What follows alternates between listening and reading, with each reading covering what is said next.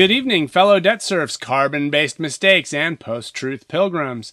Microchips as well at this point, I suppose. I'm Benjamin, and this is the Hardly Mostly Show, coming to you from a burning planet where facts are radioactive and truth has a half-life of about 6 seconds. As always, my opinions are my own. Remain skeptical, do your own research, and always maintain a healthy level of intellectual self-defense. My top story tonight, the United States has formally attacked Iran. Again. Because what is history really, if not a subscription service to the same bad idea, over and over and over again? Yes, in a bold reaffirmation of the war on terror logic that's given us 2 decades of a massive train wreck, the Pentagon has launched what it calls Operation Lose World War III. Go! Launching coordinated airstrikes against Iranian military targets, nuclear facilities, and, tragically, at least one very unfortunate kebab stand owner. The president assured the nation this was measured, precise, and a last resort, which, translated into American, means stability is overrated, sovereignty is negotiable, and we needed to clear the inventory of smart bombs before the Pentagon's next budget increase.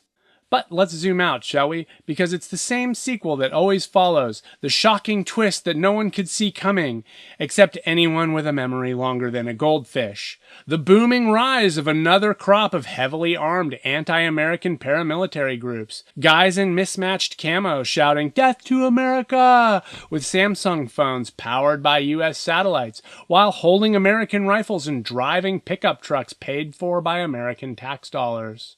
From Iraq to Syria, Yemen to Libya, Afghanistan to, Iran now too, the US has perfected the art of regime demolition without instructions for a rebuild. We smash a state, call it liberation, and then act surprised when every power vacuum gets filled by 19-year-olds with surplus grenade launchers that were paid for with American tax dollars. Let's take a little stroll down bloodshed memory lane, shall we? Iraq, 2003. We removed Saddam Hussein, left the country in crisis, and accidentally gave birth to both Al-Qaeda in Iraq and ISIS. Libya, 2011. We ousted Gaddafi and were rewarded with open-air slave markets and 1,000 new militias. Afghanistan, from 2001 to 2021, we spent 20 years handing a bunch of our most advanced weapons to the Afghan army, only to see the Taliban seize every last bullet before we were even done boarding our evacuation planes. But all this chaos? It's not a bug. It's a feature. Because while you're at home watching drone footage with a patriotic tear in your eye, somewhere quietly and with great satisfaction, a certain neighboring settler colonial project is popping its popcorn. Because every time the US blows up another Arab capital in the name of freedom, Israel inches a little closer to its long whispered goal. Well, okay, they're not whispering it, they're saying it right out in the open. They're getting out on stage in front of the United Nations with a fucking map that says the new Middle East. The Greater Israel Project, surrounded by shattered provinces too busy fighting each other to coordinate even a postal service, much less a resistance. And Iran? Well, they were just a bit too coherent. And, naturally, the plan is to degrade their capabilities, encourage regime change, and maybe, just maybe, spark enough internal collapse to make them the next buffet for insurgents and proxy wars. Because a divided Arab world is an easily controlled one. If every border is porous and every resistance group is labeled a terrorist organization, then Israeli security becomes the world's default setting.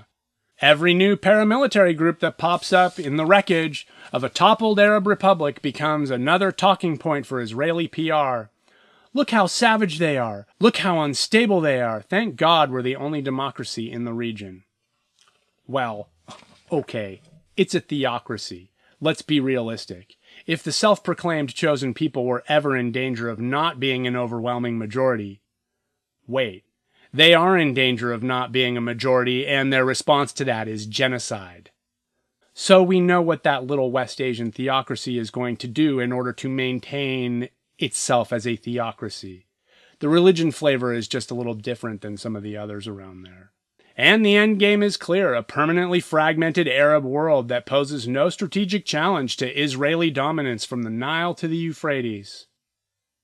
And back home, the American people are told to support the troops, fly a flag, and forget that the entire sandbox of the U.S. foreign policy has become a battleground for every angry, radicalized, now heavily armed by the American taxpayer, America-hating extremist group we swore to defeat. Topple a government, arm the security forces, let the guys who hate us grab the guns, arm a new group to fight the first group, then they turn on us, rinse, repeat, and Israel's borders expand. And the American media parrots the gossip hole. Turn on any cable news and listen to any so-called serious chin-scratcher explain how Iran is the region's most destabilizing force, without a hint of irony broadcasting from the country that toppled Baghdad and paid for tens of billions of dollars worth of all the weaponry that ISIS, Al-Qaeda, and the Taliban, to name a few, have always had. Tens of billions of dollars of their weapons. Let's be clear. This isn't about being anti-Israel, though as an American, the idea that I should be required to profess fealty to a foreign country, especially one so tiny and young, is beyond ridiculous. But really, this is just about being anti-bullshit. And the fact that the United States just happens to keep dismembering every state that ever dared push back against Israeli expansion is about as subtle as an IDF bulldozer demolishing a kindergarten. So, to recap, the plan. U.S. topples Iran. Paramilitary groups proliferate.